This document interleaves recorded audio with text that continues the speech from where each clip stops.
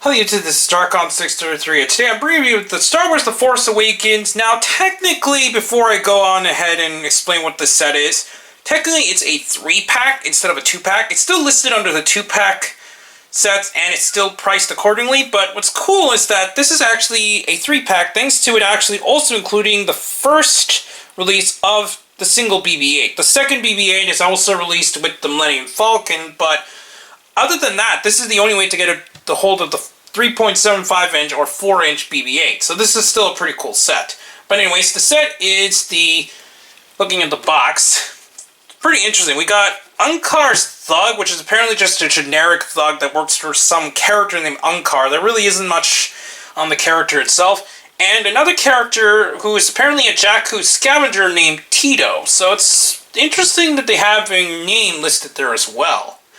But anyways, the set is still a really cool set, and I think it's one of the better 2-packs, especially since it does contain 3 figures. But before we look at the figures, we'll look closer at the box. We have a picture of both characters and a captured BB-8, which looks really sad there. Then we got, obviously, the promotion for other characters, and I wish they would actually show more of the latest stuff instead of just random stuff like, let's just put a random vehicle there and some of the other single releases, and I don't know why they do that. It's kind of strange. And there's a bio for all 3 characters, including BB-8.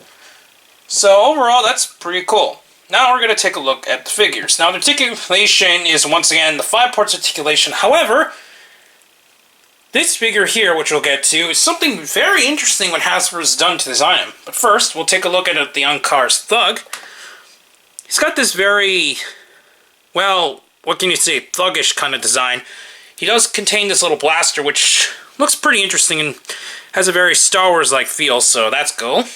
He also has this really nice lance that I really like the design of. Articulation-wise, his head can kind of look around, but he can look a lot better from side to side than he can up and down, and just regular sideways, as you can see. He does have the normal 5 points and very tight on the shoulders. And once again, it's got the whole molded single piece on the legs, so at times it does look kind of distracting. For Teedo, he has the standard articulation points, nothing too surprising there. His head can turn 360, can look up and down and so on, and left and right, which isn't very restrictive, which is good. He has really tight shoulders as well, and he's got the standard legs all together. Now, this is where it gets interesting. BB-8, surprisingly, I thought Hasbro would actually cheap out and make it maybe either a static piece or not so articulated, but his head, similar to the 6-inch version, can actually look around. So it's actually got that technical double joint. It doesn't work as well as the 6-inch one since it's only technically just one ball joint, but it can kind of work like the 6-inch since he can look around. And what's cool is that it has a flat base so that it won't be rolling around as much. You could display it just standing up. So that's cool that they also feature the flat base there. The only other accessory is this giant net launcher, which actually, in terms of launching gimmicks and so on, I think this is okay. I never actually fully tried this, but let's see if we can get this to work. Basically, from what I can tell, these fire out and are supposed to capture BB-8, especially when you look at the box, but let's see how we actually get this to work. I think these are flick missiles, unfortunately. Yep. Flick missile, so we just flick them together like this, and as you can see, the missiles aren't the best.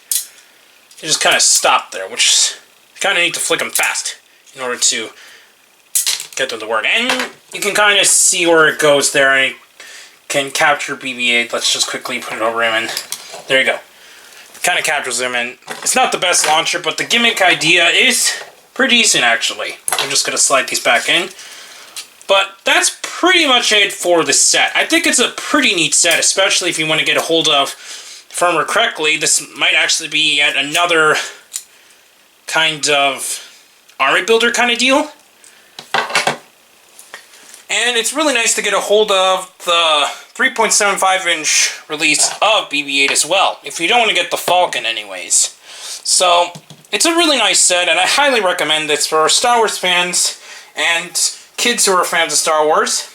And hopefully, we'll know a lot more about these characters once the movie comes out. But anyways, please comment, subscribe, and check out Hero Talk at the Gideon Block as soon as they open up.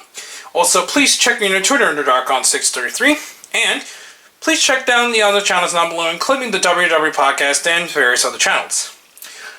And I'll be back to bring more Star Wars reviews in the future, but for now, I'll be seeing you on YouTube. Bye.